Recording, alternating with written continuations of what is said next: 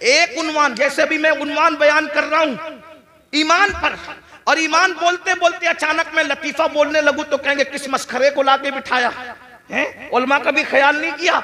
अरे 5000 लोग थे, 1 घंटा बर्बाद नहीं किया, बल्कि 5000 लोगों का 1-1 घंटा बर्बाद किया, तो मुसलमानों के 5 घंटे अमीरुल कादिर ने बर्बाद कर दिया। क्यों लाए थे इसको? है कि नहीं भाई ये बात?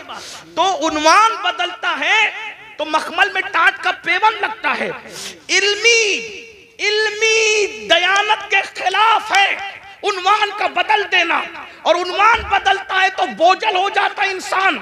मौत के मौके पर शादी की बात करना मजा नहीं आता, शादी में मौत का जिक्र करना मजा नहीं आता, रोने की महफिल में हंसाना, हंसने की महफिल में रुलाना अच्छा नहीं लगता, बेवक्त की शहनाई अच्छी नहीं लगती। मगर कुर्बान दुनिया की कोई किताब एक टॉपिक पर है, मगर ये सिर्फ अल्लाह की किताब है, कुरान। कुरान कुरान कुरान की सूरतों को देख लो, अल्लाहु अकबर। जन्नत का जिक्र आ रहा है, जन्नत की बागों का जिक्र आ रहा है, हुरों का जिक्र आ रहा है, गिलमा का जिक्र आ रहा है, महलों का जिक्र आ रहा है, जन्नत के अंदर नहरों का जिक्र आ रहा है, अल्लाहु अकबर। फरिश्तों का जिक्र आ रहा है, फरिश्तों को का सलाम करने का जिक्र आ रहा है, एक दूसरे के मिलने का जिक्र आ रहा है, हुरों का जिक्र आता है, बड़ी आंखें हैं, जौबनों का उभार है, हुस्न है, ये है, वो है, कंगन है, लिबास है। लेकिन ये बयान करते करते अचानक फिर जहन्नम का जिक्र आता है, लेकिन उन्वान बोझल नहीं करता, बल्कि हुस्न और बढ़ जाता है। अल्लाह अकबर। ये किताब है कानून की किताब, लेकिन इसके अंदर बहारों का जिक्र भी है,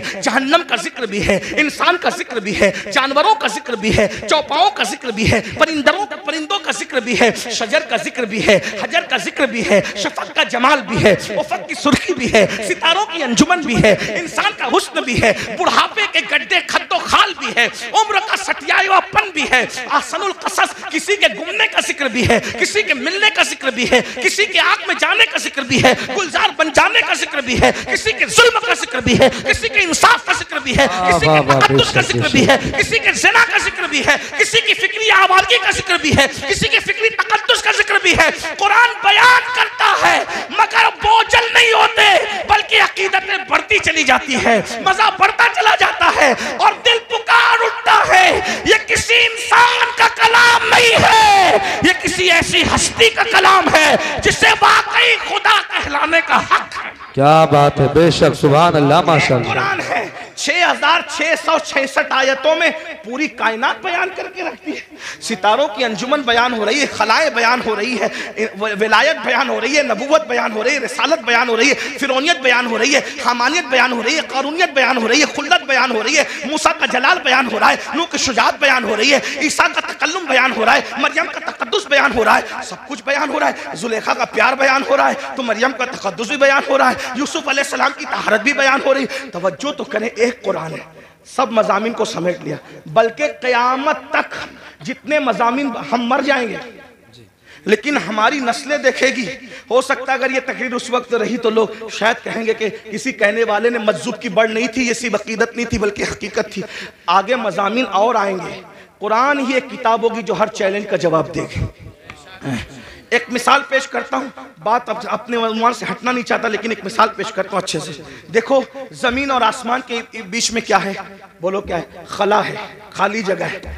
खला बेकार है, लोग यही समझते थे, जमीन काम की आसमान काम का, खला बेकार है। लेकिन कुरान ने उस वक्त कहा, तवज्जो करें कुरान का अंदाज, इन्ना फी खल्क़िस समावाति वल अर्द वख्तिलाफ़िल लैलि वन नहार लआयातिल लिउलिल अलबाब अल्लज़ीना यज़्कुरूनल्लाह क़ियामन व क़ुऊदन व अला जुनूबिहिम व यतफ़क्करून फी खल्क़िस समावाति वल अर्द रब्बना रब्बना रब्बना मा खलक़्ता हाज़ा बातिला सुब्हानका फ़क़ीना अज़ाबन्नार। तवज्जो फरमाएं, अल्लाह फरमाता है दिन और रात के आने जाने में, जमीन और आसमान के इख्तिलाफ में अक्ल वालों के लिए निशानियां हैं, और जो ये अक्ल वाला देख लेता है, अल्लज़ीना यज़्कुरूनल्लाह क़ियामन व क़ुऊदन व अला जुनूबिहिम, जो अल्लाह की निशानियों में गौर कर लेता है, वो खड़े होता ही भी तो अल्लाह का जिक्र करता, बैठता है तो भी अल्लाह का जिक्र करता, लेटता है तो भी अल्लाह का जिक्र करता, और फिर वो इस बात को कहता है ये खला, ये ज़मीन, ये शफक, ये उफक, ये सब सितारों की अंजुमन, ये चांद, ये चांदनी, ये सूरज किरणें, ये सब क्या है, ये पौधे क्या है, ये अल्लाह की मखलूक क्या है। रब्बना मा खलक़्ता हाज़ा बातिला सुब्हानका फ़क़ीना अज़ाबन्नार। जो वाकई अकल वाला कहता है अल्लाह तूने कोई चीज़ बेकार पैदा नहीं की। खला बेकार नहीं है, दरख्त बेकार नहीं है, शजर बेकार नहीं है, हजर बेकार नहीं, हत्ता के गाय और जानवरों से जो गोबर निकलता है वो भी बेकार नहीं है। देखो उस वक्त तो कोई सोच सकता था, उस वक्त तो कोई सोच सकता था कि ये बेकार नहीं है।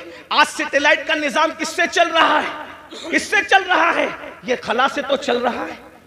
कुरान कह रहा है, तवज्जो करें। तो मैं क्या कह रहा था आपके सामने, 114 सूरतों में एक ही सूरत है जिसको अल्लाह ने अपने लिए खास किया है और उसका नाम रखा है खालिस नहीं। हाँ, क्योंकि खालिस से भी और बढ़कर तफजील के साथ है ना इखलास। खालिस नहीं, सुभान अल्लाह, सुभान। अब यहां ध्यान देना, तवज्जो, मेरी बात समझ में मुश्किल तो नहीं लगी? बात समझ आने में कामयाब हूं? सर पे से तो नहीं जा रही? हाँ, इखलास, एक ही सूरत है इखलास। अब मैं थोड़ा सा अपने लबो लहजे में बात करता हूं। इखलास किसे कहते हैं? हम कहते हैं ना भाई इखलास के साथ काम करो, मतलब किसी के लिए ना करो, एक के लिए करो। तो जो जिसमें दो आ जाए वो खालिस नहीं रहता है, इखलास कैसे हो सकता है? जैसे अगर दूध में पानी मिला दिया तो खालिस रहा? बोलो भाई, उलमा बोल रहे हैं, आप लोग नहीं बोल रहे हैं, मुझे डर लग रहा है कि मेरे जाने के बाद बोलेंगे बात समझ में नहीं आई। बोलो भाई, दूध में पानी मिला तो खालिस रहा क्या? मिलके बोलो, खालिस रहा क्या? जब खालिस नहीं रहा तो इखलास कैसे हो सकता है? तो दूध में पानी मिलेगा तो मिलावट हो गई, इखलास न रहा। पानी के अंदर पानी मिला दिया, लेकिन बिस्लेरी में बोरिंग का पानी मिलाया तो भी खालिस नहीं रहा, मिलावट हो गई। है पानी, क्वालिटी एक नहीं है, इसलिए इखलास खालिस नहीं रहा। देसी घी में नकली घी मिला दिया, दोनों घी है, कहने में भी घी है, लेकिन बोलो खालिस रहा? बोलो भाई, खालिस किसको कहते हैं? जिसमें सिर्फ एक होगा, दूसरा नहीं होगा। अब जिसमें अल्लाह ने अपनी डेफिनेशन बयान की, अपना परिचय कराया, अपना तारुफ कराया, अपने आप को बताया, उस सूरत का नाम रखा खालिस नहीं, इखलास। यानी इसमें जहन्नम का जिक्र नहीं करूंगा। 113 सूरतों में जन्नत और जहन्नम का जिक्र होगा। जब मैं अपने आप को बयान करूंगा तो ना जन्नत बयान करूंगा ना जहन्नम बयान करूंगा। जब मैं अपने आप को बयान करूंगा ना कब्र बयान करूंगा ना हश्र बयान करूंगा। जब मैं अपने आप को बयान करूंगा ना जमीन बयान करूंगा ना आसमान बयान करूंगा। हत्ता के जब मैं अपने आप को बयान करूंगा ना मूसा का जिक्र करूंगा ना ईसा का जिक्र करूंगा ना दाऊद का जिक्र करूंगा ना अय्यूब का जिक्र करूंगा, मखलूक का जिक्र नहीं करूंगा, क्योंकि मैं हूं। बेशक, सुभान अल्लाह, सुभान इन्नहू हू, बेशक, बेशक, इन्नहू हू, वो वही है, बेशक, सुभान वो वही है। जब अपना जिक्र कराने की बात आई तो कहा किसी का जिक्र नहीं होगा, क्योंकि ये सूरत इखलास है जी। बता अब क्या है तेरा तारुफ, क्या है? तवज्जो जी, तेरा तारुफ क्या है बता। तो आवाज आती है कुल, है? जहां किसी का जिक्र नहीं कर रहे थे, पसंद भी नहीं किया, वहां शुरू कहां से किया? कुल। अपने आप से पहले किसी को कह रहे हैं, क्या कहा जा रहा है? कुल, ऐ महबूब आप फरमा दो। बेशक, बेशक, ऐ महबूब आप फरमा दो। सुभान अल्लाह। तौहीद क्या है? जिक्र खुदा क्या है? खुद खुदा होकर अपना जिक्र बाद में करता है, आमिना के लाल का जिक्र पहले। क्या बात है! नारे तकबीर! आगे से पीछे तक हाथ उठा के नारे का जवाब दे। नारे तकबीर! नारे रिसालत! अज़मत मुस्तफा ख्वाजा का हिंदुस्तान, जश्न दस्तार बंदी हुजूर सय्यद अमीनुल कादरी साहिब किबला, मदरसा इस्लामिया तुर्किया हरियाणा। वाह वाह वाह। अपना जिक्र बाद में हो, अल्लाह बाद में आ रहा है, पहले कुल आ रहा है। कुल आप कहिए महबूब, यानी उसको भी पसंद है कि मेरा जिक्र बाद में हो। अब अगर किसी को फतवा लगाना है, सुन्नियों पे न लगाओ जी। क्या बात है! पहले कुरान के खिलाफ कलम उठाओ, फिर समझेंगे कि तुम्हारी माँ ने कितना दूध पिलाया। जी, जी। और जब कुरान के खिलाफ कलम नहीं उठा सकते तो फिर मानना पड़ेगा जो सहारनपुर और इर्द गिर्द वाले बयान कर रहे हैं वो तौहीद नहीं है, जो बरेली वाले वही रब है जिसने तुझको हमतन करम बनाया, हमें भीख मांगने को तेरा आसना बताया। तुझे हमद है खुदाया, तुझे हमद है खुदाया। वो कमारी पाक मरियम, वो नफख्त फीही का दम है अजब निशाने आजम, मगर आमिना का जाया वही सबसे अफजल आया, वही सबसे अफजल आया। यही बोले सिदरा वाले, चमने जहां के थाले सभी मैंने छान डाले, तेरे पाए का न पाया, तुझे यक ने यक बनाया, तुझे हमद है खुदाया। अरे ओ खुदा के बंदो, कोई मेरे दिल को ढूंढो, मेरे पास था अभी तो, अभी क्या हुआ खुदाया? न कोई गया ना आया, न कोई गया ना आया। हमें ऐ रजा तेरे दिल का पता चला मुश्किल, दरे रोजा के मुकाबिल वो हमें नजर तो आया। ये न पूछ कैसा पाया, ये न कूद कैसा पाया, तुझे हमद है खुदाया, तुझे हमद है खुदाया। ये न पूछ कैसा पाया, ये न पूछ कैसा पाया, तुझे हमद है खुदाया, तुझे हमद है खुदाया। हमद भी हो रही है तो रसूलुल्लाह के जरिए से हो रही है। ये कहां से जहन मिला? ये सूरह इखलास से जहन मिला। रब फरमा रहा है हमारा जिक्र बाद में होगा, महबूब तेरा जिक्र पहले होगा। क्या बात है हजरत, सुभान कुल आप फरमा दीजिए। फिर कहा जाता है हो अल्लाहु अहद, वो अल्लाह है और एक है। सुभान अल्लाह। समझ, वो बेनियाज है। लम यलिद व लम यूलद, ना उसका कोई बेटा है ना वो किसी का कोई वो किसी का बेटा। जो बेटा हो वो खुदा नहीं है, और जिसका बेटा हो वो भी खुदा नहीं। हमसे क्यों लड़ते हैं लोग? कहते हैं कि हमारे फुला तो वहां वहां पैदा हुए। हमने कहा जो पैदा होता है वो खुदा ही नहीं होता। ठीक है भैया, हमसे जो जो लेना है सब ले लो, लेकिन एतराफ कर लो कि खुदा नहीं थे। क्या बात है हजरत, वाह। एतराफ कर लो कि खुदा नहीं थे। हम सब खुशी खुशी दे देंगे, जो दे सकते हैं जायज है, सब दे देंगे, लेकिन मान तो लो लम यलिद व लम यूलद, खुदा वही होता है जो लम यलिद भी है व लम यूलद है। बताए ना, वो किसी का बेटा नहीं होता और उसका कोई बेटा नहीं होता। वलम यकुल लहू कुफुवन अहद, और फिर क्या शान है, उसके साझे का कोई नहीं है। ये मैं हिंदुस्तान के तनाजुर में नहीं कह रहा हूं बात, ये हमारा मजहब आफाकी मजहब है पूरी दुनिया के लिए। ईसा अलैहिस्सलाम को लोग ईसा खुदा का बेटा कहते हैं, बेटा नहीं। लोग कहते हैं ईसा पैदा हुए, हमने कहा पैदा हुए तो खुदा कैसे हुए? मरियम पैदा हुई।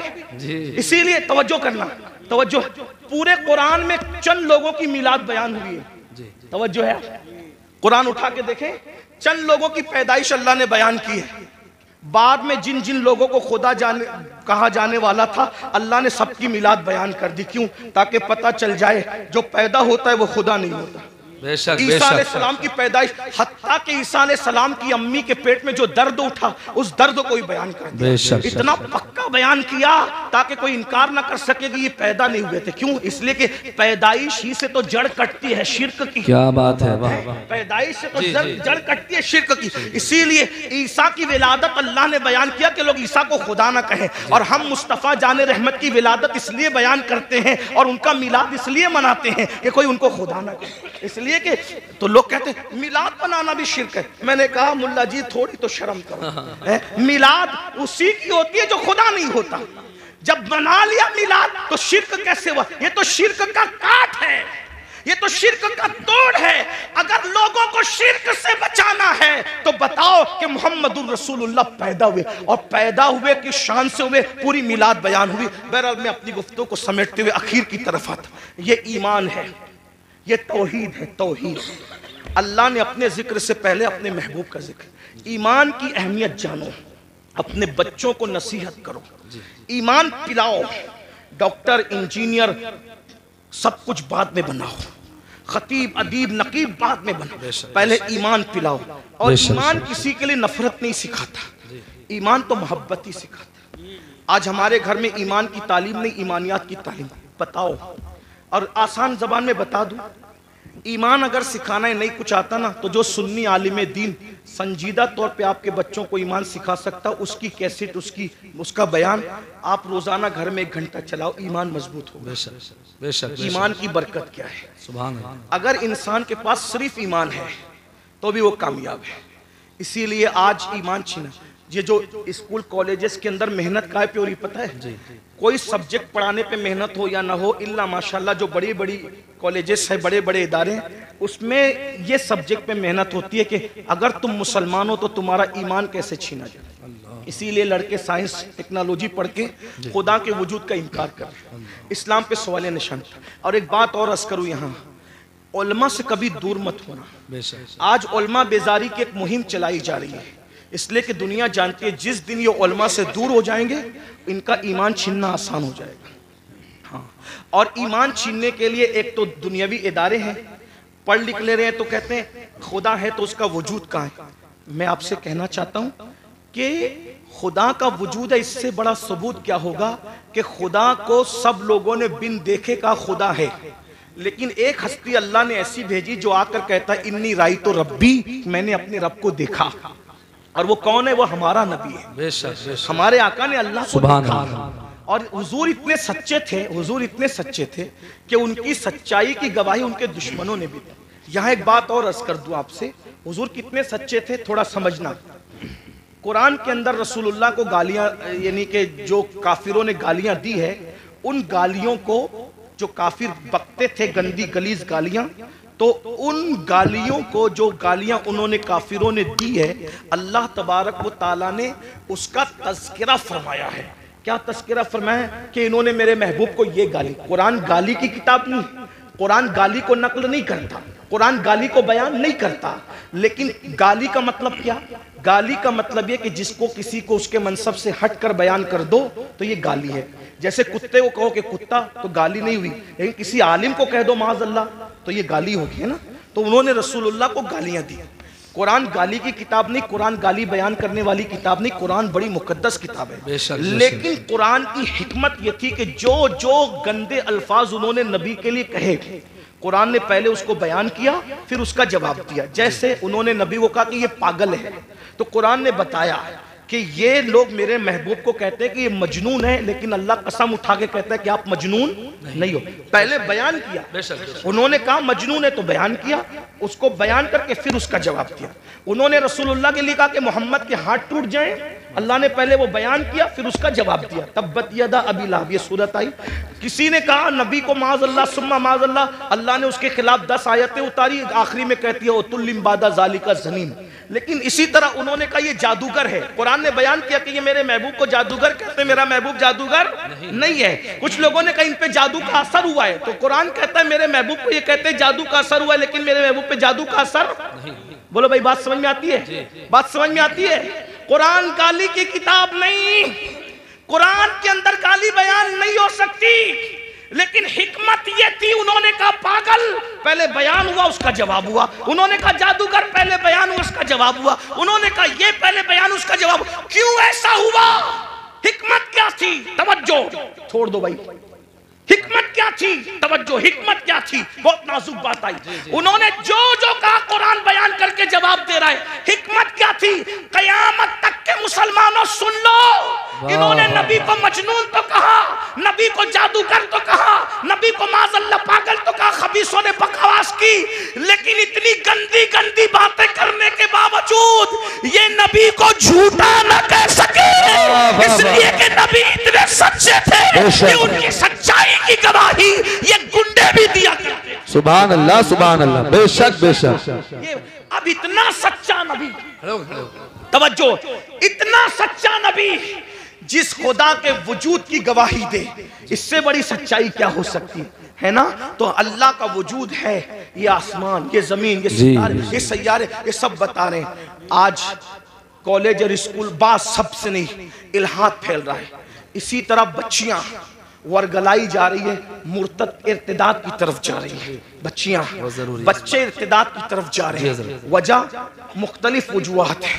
नंबर 1, हमने अपने बच्चों को सब सिखाया। मेरा वक्त पूरा हो रहा है, आप तवज्जो फरमाएं, मैं बात समेट रहा हूं। बच्चों के इर्तिदाद की वजह सब सिखाया, ईमान नहीं सिखाया, दीन नहीं सिखाया। देखो हमारे यहाँ दीन नहीं सिखाया जाता, नतीजा बच्चियां पढ़ लिख ले रही है, दूसरों के बहकावे में आ रही है। छोटा सा चुटकुला छोड़ते हैं, इस्लाम में तो औरत को पर्दे के लिए कहा जाता है। मैंने कहा पर्दे के लिए कहा जाता है तो क्या? कहा ये जुल्म है। मैंने कहा पागल हुए, हमारे यहाँ औरत का दूसरा नाम जन्नत है। क्या है? जन्नत। जन्नत किसे कहते हैं? जन्नत किसे कहते हैं? आप लुगत उठा के देखें तो पता चलेगा। जिन और जिन और जन्नत दोनों का मादा एक है। ठीक, जिन को जिन क्यों कहते हैं? क्योंकि वो मखलूक छुपी हुई है। और जन्नत को जन्नत क्यों कहते हैं? कि वो भी छुपी हुई है। तो जो छुपी हुई हो उसको जन्नत कहते हैं, है ना। हमारे यहाँ बेटी पैदा हो तो माँ बाप के लिए जन्नत, जवान होकर के नेक बीवी बन जाए तो शोहर के लिए जन्नत, माँ बन जाए उसके कदमों में जन्नत। तो जो जन्नत होती है वही तो छुपाई जाती है। हमारे औरत का दूसरा नाम जन्नत है और जन्नत छुपाने की चीज है। अल्हम्दुलिल्लाह, हम औरत को जन्नत से कम नहीं मानते, इसीलिए अल्लाह ने अपनी जन्नत भी छुपा रखी है जो सिदरतुल मुंतहा पर है, और हमने अपनी जमीन की जन्नतों को भी छुपा रखा है जो माँ की शक्ल में, बीवी की शक्ल में, बेटे की शक्ल में। सुभान अल्लाह, माशाअल्लाह। जिन्नात भी छुपे हुए हैं और जन्नत भी छुपी। सुभान अल्लाह। इसीलिए जिन्नात है मगर नजर नहीं आते। क्यों? इसलिए कि छुपी हुई मखलूक है। अल्लाह अकबर। तवज्जो करें आप। अर्ज क्या कर रहा था? तो लड़कियों को वर्गलाया जाता है, बहकाया जाता है। और अब हम लोग क्या करते हैं? हम लोग घुटने पर हमला नहीं हो रहा है, हमला सर पे हो रहा है, घुटने ही पकड़ के सहला रहे, घुटने को बचा रहे। मेरे भाइयों, ये तो मालूम करो कि बच्चे मुर्तद क्यों हो रहे, बच्चियां मुर्तद क्यों रहे, इस्लाम की नफरत क्यों है? उसकी कई वजूहात है। नंबर एक, सबसे पहली वजह ईमान न बताना। जब बच्चों को ईमान पता ही नहीं होगा तो वो ईमान बचाएंगे कैसे? नंबर दो, गुर्बत, गरीबी कुफ्र तक ले जा रही है। नंबर तीन, बच्चियों की देर तक शादी का न होना, ये बच्चियों को कुफ्र तक ले जा रहा है। और इसके जिम्मेदार आप भी और हम लोग भी हैं। क्यों? इसलिए कि बच्चियों की शादी में ताखीर क्यों हो रही है? माँ बाप को शौक नहीं है बच्चियों को बिठाने का, लेकिन 30 साल 35 साल की बच्चियां हो रही है और हम उनकी शादी नहीं कर पा रहे। क्यों? इसलिए कि कोई उस बच्ची को करने के लिए तैयार ही नहीं है। वजह, इतनी जालिम रसूमात हमने पैदा कर दी है, जहेज के नाम पर, हल्दी के नाम पे, मेहंदी के नाम पे, मांगने के नाम पे, इसके नाम पे, उसके नाम पे, कि बच्चियां 30-30, 35-35 साल की हो जाती है और उनको अच्छे रिश्ते नहीं आते। बहुत माजरत के साथ ये इलाका बड़ा दीनदार है, लेकिन इतना जरूर कहूंगा, सारी दीनदारी शादी के मौके पे समझ में आती है। सारी दीनदारी शादी के मौके पे समझ में, सिर्फ जुलूस मिलाद में दीनदारी नहीं, शादी के मौके भी दीनदारी बताओ ना। सिर्फ जलसों में दर्द भरी बातें नहीं, शादी के मौके में भी दीनदारी बताओ। जो लोग मुंह फोड़ के मांगते हैं वो तो मांग ही लेते हैं, जो लोग नहीं मांगते वो लोग भी गरीब घरों में सिर्फ इसलिए रिश्ता नहीं करते हैं कि यहाँ जाएंगे तो कुछ मिलेगा नहीं। एक तो वो है कि जो मांग रहा है, और एक तो वो है जो वहां जा रहा है जहां मिलना जरूरी है। जहां नहीं मिलेगा वहां जाना ही नहीं है। जहां नहीं मिलेगा वहां बड़ी माजरत के साथ तू इधर उधर की ना बात कर, ये बता के काफिला क्यों लूटा।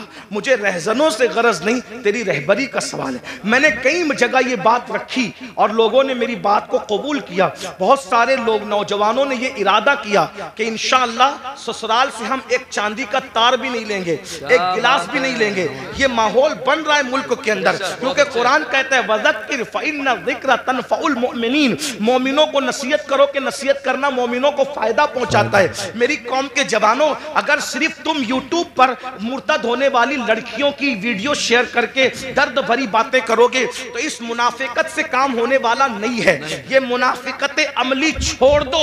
और तुम इतनी दर्द भरी बातें करते हो, अगर दर्द है किसी के ईमान बचाने का तो अहद करो कि अगर मेरी शादी नहीं हुई है तो मैं जहेज नहीं लूंगा, और अगर मेरी शादी हो चुकी है और मैं बच्चों का बाप हूं, अब अपने बेटों की शादी करूंगा तो जहेज नहीं लूंगा, जहेज का बाइकाट करूंगा, गलत रसूमात का बाइकाट करूंगा। फिर देखो ईमान बचेगा कि नहीं बचेगा। अल्लाह अकबर। खूबसूरत बेटियां हैं, शरीफ बेटियां हैं, दीनदार बेटियां हैं, लेकिन उनको रिश्ते इसलिए नहीं आते कि उनके बाप के पास भीख देने के लिए जहेज की शक्ल में कुछ पैसे नहीं है। अल्लाह अकबर। मुसलमानों, नबी से इश्क का दावा करते हो, रसूलुल्लाह से मोहब्बत का दावा करते हो, नबी के नाम पे जान लुटाने की बात करते हो। सोचो, ये जहेज की गलत रसूमात की बुनियाद पर जब मुसलमान की कोई बेटी किसी मुशरिक और मुनकिर इस्लाम के हाथ में हाथ देकर जब कुफ्र की दहलीज चढ़ती होगी, तो गुंबदे खजरा में रसूलुल्लाह के दिल पे क्या गुजरती होगी।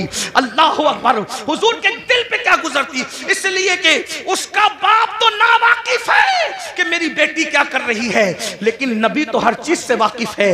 जिसकी जात से, जिसकी निगाह से खुदा की जात ना छुपी, उसकी निगाह से किसी मुसलमान बेटी का मुर्तद होना कैसे छुप सकता है। अफसोस है मुसलमानों, मुरादाबाद और गिरद नवा में रहने वाले मुसलमानों, वो रुसूमात पे लानत हो जो रुसूमात हमारी बेटियों को कुफ्र तक ले जा रही है, शिर्क तक ले जा रही है। बताओ, हर साल हज करो, हर साल उम्रा करो, मस्जिद बनाओ, मदरसे बनाओ, बड़ी बड़ी दाढ़ियां रखो, खूबसूरत टोपियां पहनो, कादरी, चिश्ती, नक्शबंदी, रफाई, ये सारे टाइटल लगाओ, और फिर बच्चियों के मुर्तद होने की फिक्र न करो, उनके ईमान जाने की फिक्र न करो। अगर कयामत के दिन रसूलुल्लाह का सामना होगा, हुजूर ने दामन पकड़ के पूछ लिया, ओ मुनाफिक, मेरी उम्मत की बेटियां मुर्तद हो रही थी तेरी नाजायज रसूमात की बुनियाद पे, तू क्या कर रहा था? अल्लाह, क्या जवाब दोगे? ये मेरी माएं और बहनें बैठी है, ये भी रिश्ते ढूंढने निकलती है मेरी माएं और बहनें, तो ये लालच में सरता पर डूब जाती है। ये बेटे की शादी करने नहीं, ये अपने बेटों को बेचने निकलती है। कभी बच्चियों के ईमान का सोचा? अरे मेरी बहन, अगर तेरे शौहर ने भी तेरे साथ यही किया होता तो बता, क्या तू इतनी इज्जत के साथ रह क्या दौलत ही सब है, माल ही सब है? एक बात कहूं, तुम अगर जहेज नहीं लोगे सिर्फ किसी का ईमान बचाने की नियत से, तो पता है जहेज में तुम्हें क्या मिलेगा? रसूलुल्लाह की दुआएं और उनकी खुशी मिलेगी।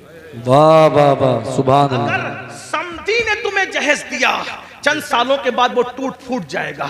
सुसर ने तुम्हें जहेज दिया, सास ने, चंद सालों के बाद टूट। और हुजूर ने ईमान बचाने की बुनियाद पर सिर्फ तुझे एक बार देख के मुस्कुरा लिया, कयामत तक के तेरी नस्लों की तकदीर समझ जाएगी। बेशक बेशक बेशक। अब आप पर है मुसलमानों, तुम जहेज लेते हो या जहेज नहीं लेते। अगर वो सामने वाले देना भी चाहे तो उनको कहो हम नहीं लेंगे, हम जहेज का बाइकाट करें। कुछ लोग हमारे सामने भी खड़े हुए, भाई देखो भाई, मैं एक बात कहता हूँ, आपको गालियां देना हमें दे लो, हम तो अपना मुताला एक मशवरा पेश कर रहे हैं। कुछ लोग कहते हैं नहीं जहेज सुन्नत है। मैं हजरत मुफ्ती इस्माइल साहब, मुफ्ती जलीस और भी मुफ्तियान किराम है, इनके सामने 2 मिनट का एक मुताला पेश करना चाहता हूँ। अगर गलती होगी तो मैं यही रुजू कर लूंगा। हम लोग जिद्दी लोग नहीं, हम इमाम अहमद रजा की फिक्र के वारिस, फिक्र रजा हमारी है, ठीक है ना? जिद्दी लोग, हमारे यहाँ यह है कि गलती हो जाए तो रुजू कर लो। क्यों? क्योंकि आर नार से बेहतर है। लोग हमें यही ताना देंगे ना कि रुजू कर लिया, ठीक है भाई, हम तो रुजू वाले लोग, तौबा वाले लोग, और तौबा अल्लाह को की बारगाह में महबूब है।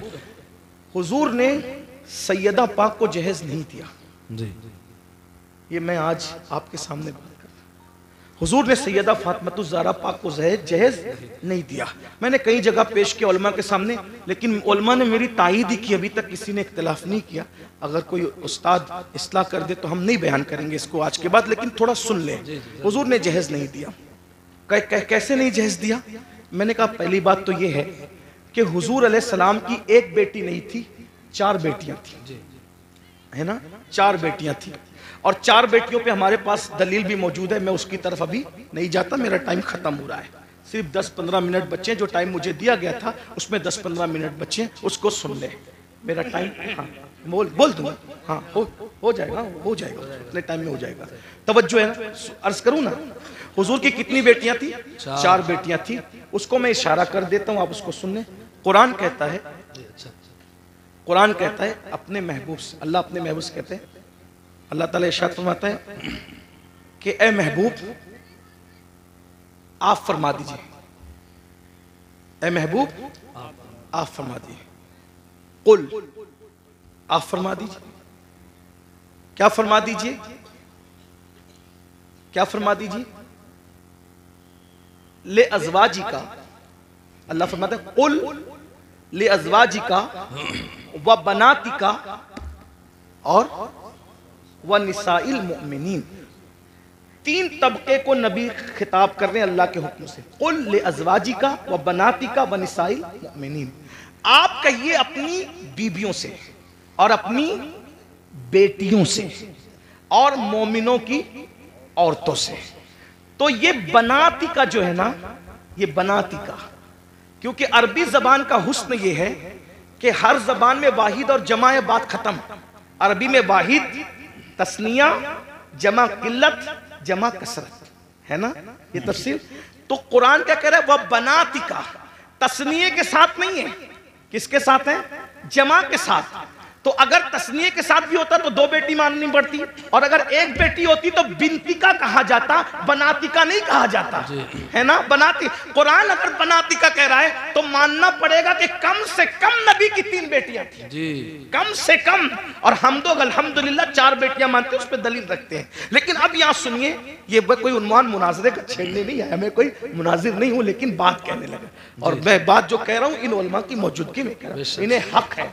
और मैं तो कहता हूं कि उलमा को ये हक होना चाहिए, अगर कोई खतीब कोई शायर गलती करे तो वो उसको चिट्ठी देकर ये कान में उसकी इस्लाह कर सके और उसको कबूल करना चाहिए। यही हमारे दादा मुर्शिद हुजूर मुफ्ती आज़मीन का तरीका था। सुभान अल्लाह, सुभान अल्लाह। स्टेज पे भी लड़ने की जरूरत नहीं, क्योंकि लोग हमें देखते हैं। कान में जो बात कहनी चाहिए उसको कान में ही कहना चाहिए, जिसको मैदान में कहना चाहिए उसको मैदान में कहना चाहिए, है ना। बहरहाल, तो हुजूर की कितनी शहजादियां हैं, कितनी है? 4। अब अगर आप ये कहते हैं कि हुजूर ने सैयदा फातिमा ज़हरा को जहेज दिया, सुन्नी अगर कहता है तो उसको ये भी साबित करना पड़ेगा कि सैयदा ज़ैनब बिनते मोहम्मद को भी दिया, उम्मे कुलसुम बिनते मोहम्मद को भी दिया सल्लल्लाहु अलैहि वसल्लम, रुकैया बिनते मोहम्मद को भी दिया सल्लल्लाहु अलैहि वसल्लम। भाई जब 4 शहजादियां हैं तो एक ही को जहेज क्यों दिया? एक बात, ठीक बात समझ में आई? जो नबी ये कहे कि अगर एक खजूर अपने बच्चों में तकसीम करना हो तो बराबर बराबर तकसीम करो, वरना अल्लाह को क़यामत में जवाब देना पड़ेगा। जब नबी खजूर की तकसीम में बराबरी कर रहे हैं तो जहेज के अंदर देने में हुजूर बराबरी क्यों ना करेंगे? तो आपको ये बोलना पड़ेगा कि हजरत ज़ैनब को कब दिया, हजरत रुकैया को कब दिया, उम्मे कुलसूम को कब दिया। एक बात, फिर आप कहेंगे मुफ्ती अहमद यार खान नईमी ने तो लिखा, मसनवी में तो मौजूद है। मैंने कहा मैं उनका गुलाम हूं, मैं उनसे बगावत नहीं करूंगा, लेकिन बस बात इसको इतनी पलट दो कि जो जहेज की लिस्ट है वो सही है, उसका मैं इनकार नहीं कर रहा हूं, लेकिन बस बात इतनी पलट दीजिए कि हुजूर ने जहेज नहीं दिया, ना बेटी को दिया ना दामाद को दिया, नहीं दिया, दोनों को नहीं दिया, ना बेटी को दिया ना। तो कहा फिर वो क्या क्या था? मैंने कहा आसान बात, मौला अली के वालिद की गुर्बत की वजह से जब कुछ हालात ऐसे पैदा हो गए, वो तो मालदार बहुत थे लेकिन कुछ हालात पैदा हो गए कहत की वजह से, तो हुजूर अपने चचा हजरत अब्बास को साथ ले गए, कहा कि इस वक्त कहत का जमाना है, मेरे चचा के मुझ पे एहसानात हैं, तो ऐसा करते हैं कुछ बच्चे आप ले ले, कुछ बच्चे मैं ले लूं, और आप पाल ले मैं पाल लूं। तो जब उनके पास गए तो हजरत अकील को सौंप दिया हजरत अब्बास को, और हजरत जाफर को किसी को सौंप दिया, और तालिब को अपने पास रख लिया, और मौला अली के बारे में कहा कि ए मोहम्मद अली को तुम ले जाओ। तो बचपने से हुजूर मौला अली को अपने घर लाए, तो मौला अली को बचपने से 4 साल 3 साल की उम्र से पाला पोसा बड़ा किया, खुशियां गम कपड़े लत्ते सब नबी ने दिए। बताए बचपने से हुजूर ने पाला। अब अगर मौला अली का निकाह सैयदा फातिमा के साथ ना भी होता तो मौला अली को जिसने पाला पोसा बड़ा किया, कपड़े लत्ते सब तरबियत सब की, जब अपने भाई की शादी हुजूर कर रहे हैं तो मौला अली का खुद का घर नहीं, तो घर दिलाना किसकी जिम्मेदारी है? उस नए घर में सामान पहुंचाना किसकी जिम्मेदारी है? भाई बचपने से जिसने पाला है उसी की तो जिम्मेदारी है। तो हुजूर अलैहिस्सलाम ने ना दामाद को दिया ना बेटी को दिया, वो दामाद ही नहीं था, वो चचा साथ भाई भी था। जब रसूलुल्लाह ने देखा कि मेरे भाई का कोई घर नहीं है तो भाई के लिए घर का भी इंतजाम किया, और घर में कोई सामान नहीं है तो भाई का घर बसाने के लिए सामान का भी इंतजाम किया। लोगों ने उसको गलती से समझ लिया कि दामाद को नहीं दिया भाई, वो अपने भाई को दिया, और अगर तुम भाई को देते हो तो हम तुम्हारी पेशानी चूमने के लिए तैयार हैं। अगर भाई हुजूर ने भाई को दिया दामाद को नहीं दिया, 2 रिश्ते थे ना, इसलिए धोखा हो रहा है। एक तीसरी बात, चले ठीक है, अगर अली मुर्तजा को दिया ही दामाद को जहेज और बेटी फातिमा ज़हरा को जहेज दिया, तो सैयदना अली मुर्तजा ने जब अपनी बेटी ज़ैनब की शादी की तो कितना जहेज दिया वो बताओ? अपनी बेटी उम्मे कुलसुम की शादी की तो कितना जहेज दिया? जब अली पाक ने जहेज लिया तो दिया, सुन्नत है ना जहेज लेना देना, तो अली पाक ने दिया, साबित करो। सिद्दीक अकबर ने अपनी बेटियों का निकाह किया तो कितना जायज दिया वो साबित करो। अरे जो सिद्दीक अकबर नबी को मुस्कुराता देखे तो भी मुस्कुराए, जब अब्दुल्ला इब्ने उमर मुस्कुराता देखे तो भी मुस्कुराए, कोई हड्डी चूसता देखे तो भी हड्डी चूस करके कहे कि मैं नबी की सुन्नत अदा कर रहा हूं। अगर नबी का अमामा कांटे में उलझ जाए और सहाबा का न उलझे तो वो उलझा उलझा करके कहे कि हम नबी की सुन्नत पे अमल कर रहे हैं। बताइए वो सुन्नतों के इतने आमिल थे, तुम्हें फराइज भी समझ में ना आया और शादी के मौके पे लेने की बात आई तो कहने लगे कि जहेज सुन्नत है। क्या बात। किस साहबी ने जहेज दिया बताओ? अगर सुन्नत ही था तो इस सुन्नत पर उन्होंने क्यों अमल नहीं किया? गौस पाक ने क्यों अमल नहीं किया? गरीब नवाज ने क्यों अमल नहीं किया? फजर में सोते पड़े रहने वाली कौम इस पर क्यों अमल कर रही है? सूद के लुक़्मे खाने वाली कौम इस पे क्यों अमल कर रही है? फराइज समझ में ना आए, जो जिस नमाज के बारे में कहा मेरी आंखों की ठंडक है वो समझ में ना आया और ये सुन्नत समझ में आ गई। इसलिए मेरी अर्ज ये है, ये जहेज की रस्म को खत्म करना होगा। खत्म करो, अहद करो, वरना बेटियां इसी तरह इर्तिदाद की दहलीज पर कुचली जाती रहेगी, एहतजाज की दहलीज पर कुचली जाती रहेगी। मेरी गुजारिश है, इसलिए अपने बच्चों को मुर्तद होने से बचाना है। शादी इतनी आसान कर दो कि जिना करना मुश्किल हो जाए और मालदार लोग शुरुआत करें। मालदार लोग जहेज ना ले, मालदार लोग जहेज ना दे, मालदार लोग शुरू करेंगे, बासर लोग शुरू करेंगे, खत्म होगा। और ईमान बचाने की नीयत से शुरू करें। एक तो ये चैलेंज है हमारी तरफ से।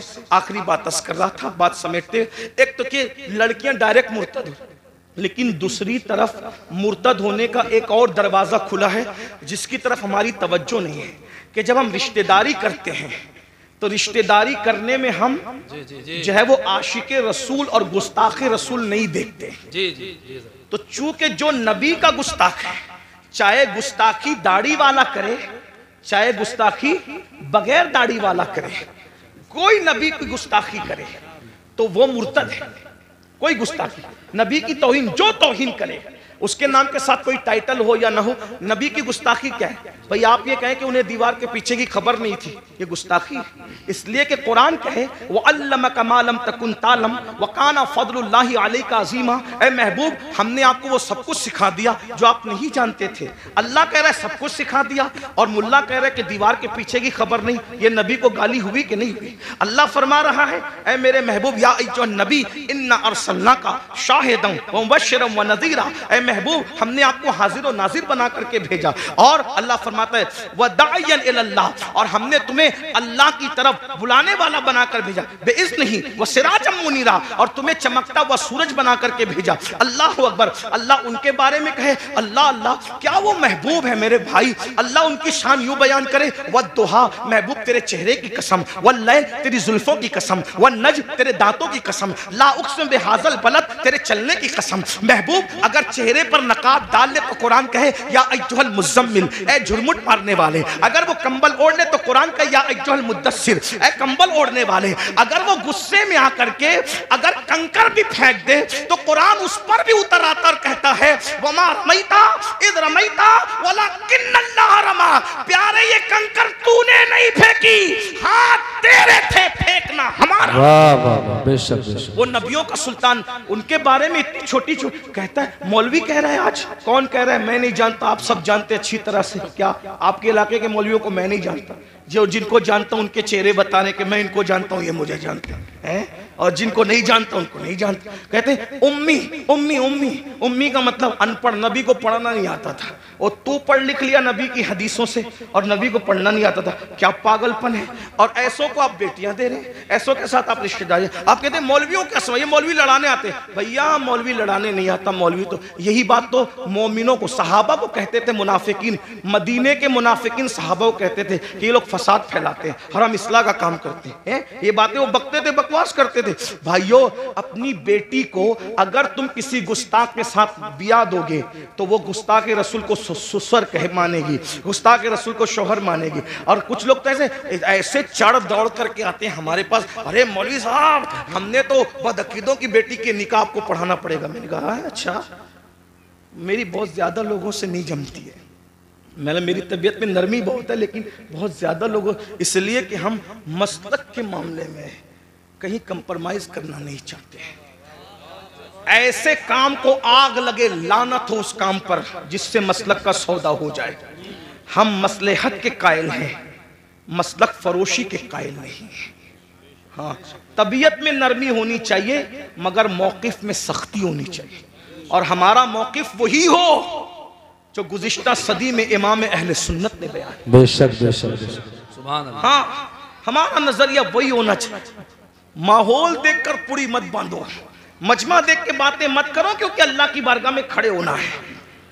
अरे कहते हैं निकाह आपको पढ़ाना है, हम तो बदअकीदों के यहाँ से दूसरी पार्टी से लाए हजरत। मैंने कहा अच्छा, तो कहा हजरत चंद दिन में सुन्नी बना लेंगे। मैंने कहा तू बड़ा सुन्नी बन गया जो उसको बहू को सुन्नी बनाएगा जी। और अगर वो बन भी जाए तो क्या वो गुस्ताख रसूल को अब्बा कह के न पुकारेगी?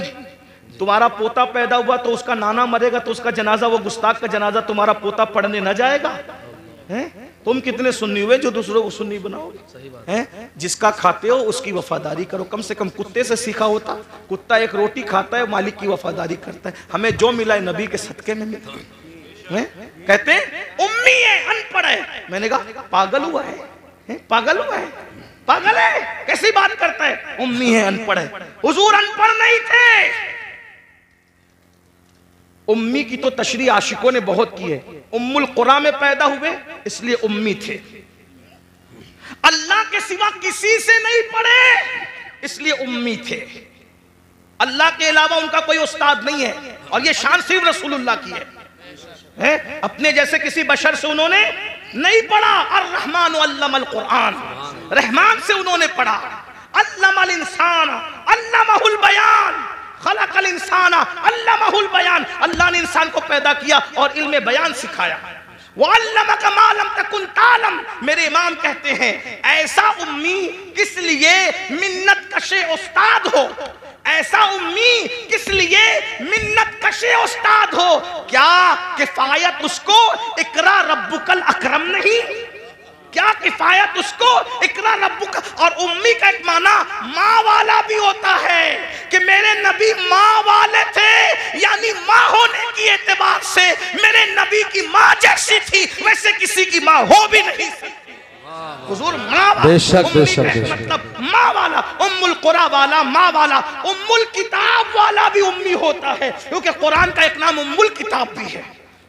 उम्मुल किताब। अब आप कहते हैं अनपढ़। मैंने आखिरी बात कर दूं, चिट्ठिया इसलिए कर दूं वरना खत्म कर रहा। लोग क्या कह रहे हैं, क्या कह रहे हैं? ये लोग आपकी बस्तियों में रहते हैं, उन उम्मी थे अनपढ़। मैंने कहा भाई उम्मी थे, अल्लाह के शागिर्द थे, अल्लाह से पढ़ा था, लेकिन हुजूर का ये फरमान नहीं सुना। आका फरमाते अना मदीनतुल इल्म। आका ने क्या फरमाया? अना मदीनतुल इल्म। अनपढ़ कर रहे हो नबी को, नबी करे मैं इल्म का शहर हूं, वो अली जुन बाबूहा, और अली उसका दरवाजा है। नबी ने क्या कहा? मैं इल्म का, बोलो मैं इल्म का, मैं इल्म का शहर किसको कहते हैं? आपके गांव का नाम क्या है? हरियाणा। ये क्या है? बोलो भाई, जो समझ में आ रहा है बोल दो, इस्लाह हो जाएगी। ये क्या है? शोरूम जाना होता है तो कहां जाते हो? मुरादाबाद। और मुरादाबाद में नहीं मिलता तो कहां जाते हो?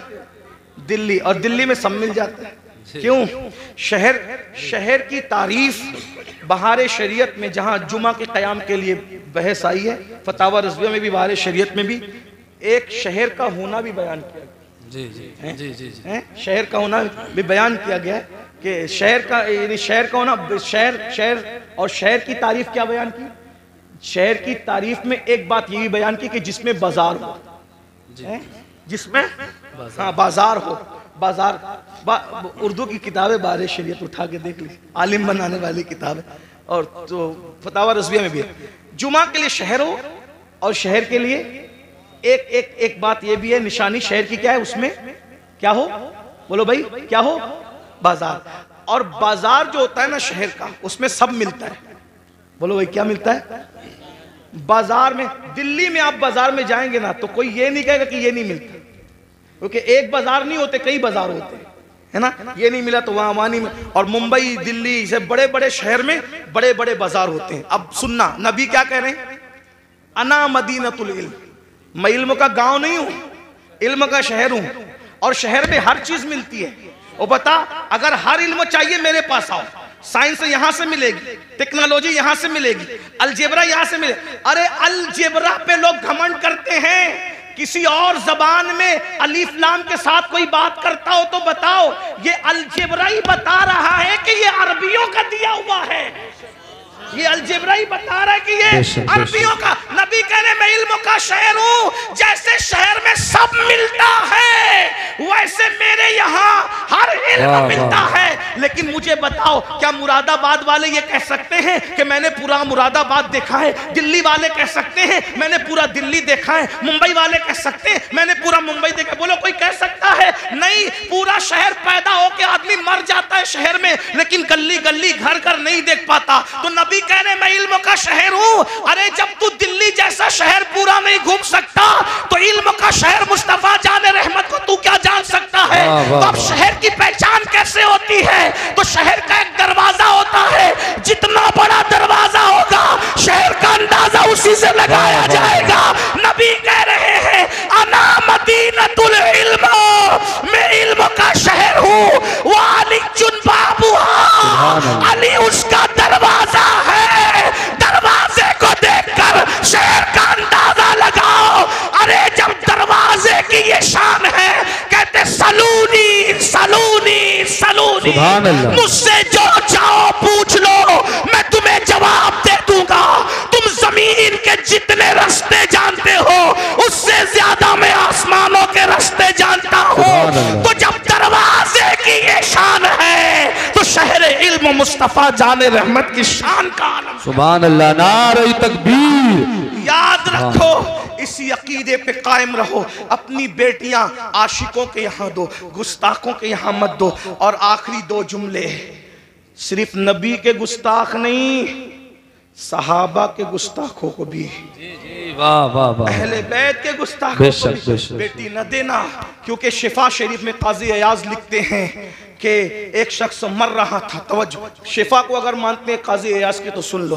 एक शख्स मर रहा था, उसकी ज़बान पे कलमा नहीं आ रहा था। लोग कहते थे तू कलमा नहीं पढ़ पा रहा है, तो वो कहता था मैं अबू बकर उमर के गुस्ताखों के साथ बैठता था, इसलिए मेरी ज़बान पे कलमा नहीं आ रहा है। मेरे भाई जो अबू बकर और सिद्दीक और फारूक आज़म के गुस्ताखों के साथ बैठे, सिर्फ गुस्ताखी ना करे, सिर्फ बैठे, मरते वक्त उसकी ज़बान पे कलमा नहीं आता। रसूलुल्लाह के बारे में अकायद क्या होना चाहिए हमारी नई नस्ल को नहीं पता है। आखिरत के बारे में क्या अकीदा होना चाहिए हमारी नस्ल को नहीं पता है।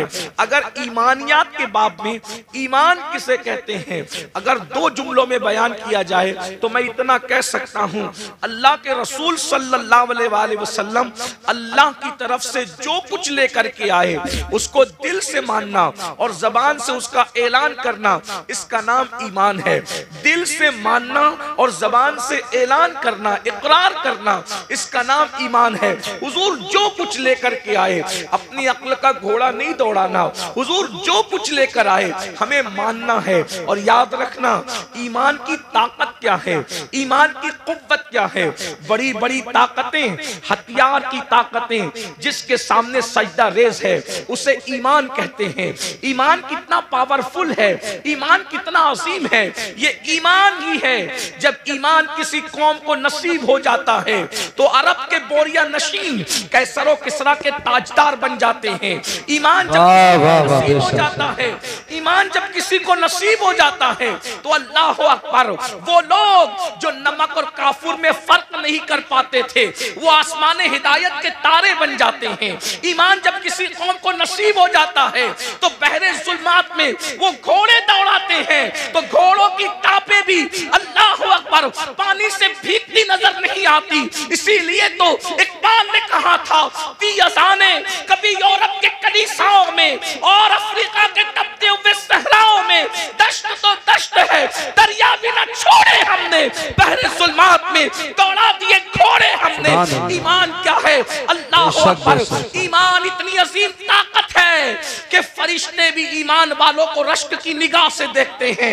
ईमान इतनी अजीम कुव्वत है कि अल्लाह अकबर, दीवान गाने इश्क़े मोहम्मद को देखकर घबरा गई है गर्दिशे दौरा, कभी कभी गर्दन में हाथ डाले हैं माहो नुजुम ने, गुजरा इन हदों से मुसलमान कभी कभी ईमान कामिल नसीब हो जाता है तो फरिश्ते बाज नीचे रह जाते हैं, मोमिने कामिल का मर्तबा उससे बुलंद हो जाता है। अल्लाह अकबर।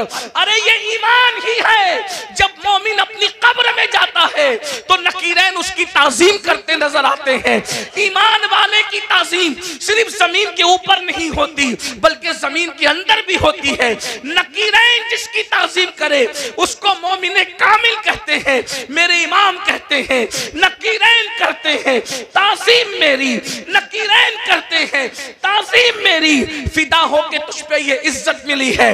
याद रखना, ईमान वो कुव्वत है, ईमान वालों से कभी कोई जीत नहीं सका, ईमान वाले कभी हारे नहीं। कुरान कहता है वो अंतुमुल आलौना इन कुंतुम मोमिनीन, तुम ही सरबुलंद हो, तुम ही कामयाब हो अगर तुम मोमिन हो। ईमान को समझा क्या है, ईमान की शान को समझा क्या है। इसीलिए इंसान अपने हुस्न से नावाकिफ है, इंसान अपने हुस्न से नावाकिफ है। दूसरे आपके हुस्न को देखकर अंदाजा लगा रहे हैं कि आप कितने हसीन हैं। हज़रत बेदम शबारसी ने कहा था, अपनी हस्ती का गर हुस्न नुमाया हो जाए, आदमी अपने अनवार पे शैदा हो जाए। हमारा ईमान का जो हुस्न है दूसरे समझ रहे, मुनकरीन इस्लाम समझ रहे कि ईमान की ताकत क्या है, इसीलिए वो हमसे हमारी रोजी नहीं छीनना चाहते। मुनकरीन इस्लाम हमसे हमारे घर नहीं छीनना चाहते। मुनकरीन इस्लाम हमारी नस्लों से एजुकेशन की डिग्रियां नहीं छीनना चाहते। मुनकरीन इस्लाम अगर हमसे कुछ छीनना चाहते हैं, हमारा ईमान छीनना चाहते हैं, हमारा अकीदा छीनना चाहते हैं। ईमान कितनी कीमती शय है आपको बताऊं, 1000 मुनकरीन इस्लाम आए थे और 313 ईमान वाले आए थे। 1000 मुनकरीन इस्लाम ताकत लेकर आए, कुव्वत लेकर आए, तलवार लेकर आए, पेट भरे हुए आए, नाचने वालियों को साथ लेकर आए, गाने वालियों को साथ लेकर आए और अपने मनसब मर्तबे और मकाम को साथ लेकर आए। वो कोई छोटे मोटे लोग नहीं थे जो मुनकरीन इस्लाम थे, मक्के की तरफ से आए थे। लेकिन 313 ईमान वालों ने क्या किया पता है?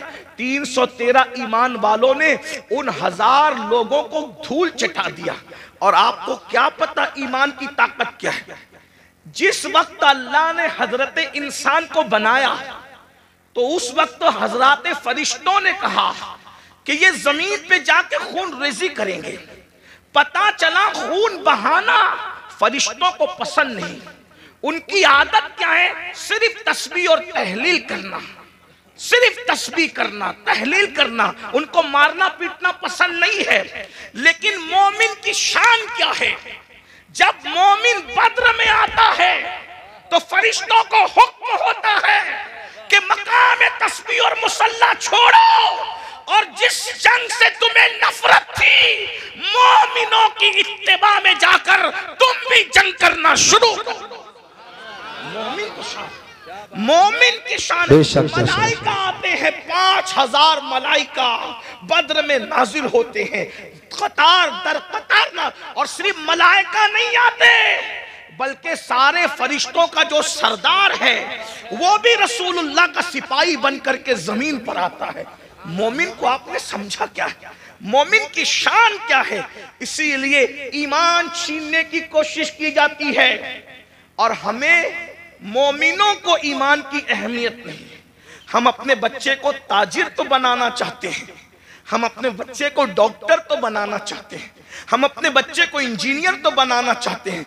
खतीब बनाया, अदीब बनाया, डॉक्टर बनाया, इंजीनियर बनाया, टीचर बनाया, सब बनाया।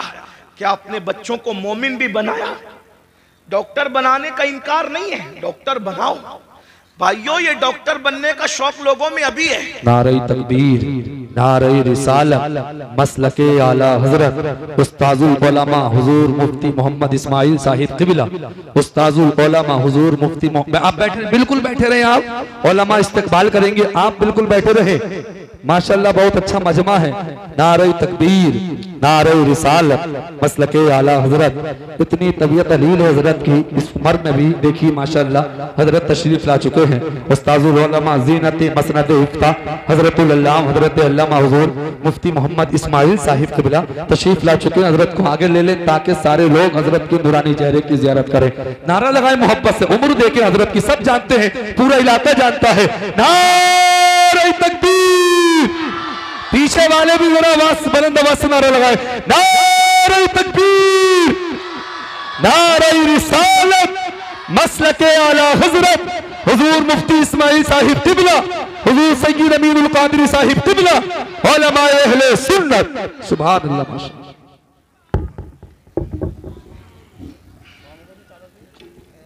दुरूद शरीफ पढ़ने। अल्लाहुम्मा सल्लि व सल्लिम व ज़िद व बारिक अला सय्यदना मौलाना मुहम्मदिन व आलिहि व सहबिही सलातु व सलामन अलैका या रसूल अल्लाह सल्लल्लाहु तआला अलैहि वसल्लम। अल्लाह ताला हज़रत मुफ्ती इस्माइल साहब को शिफा दे, सेहत दे, तंदुरुस्ती अता फरमाए।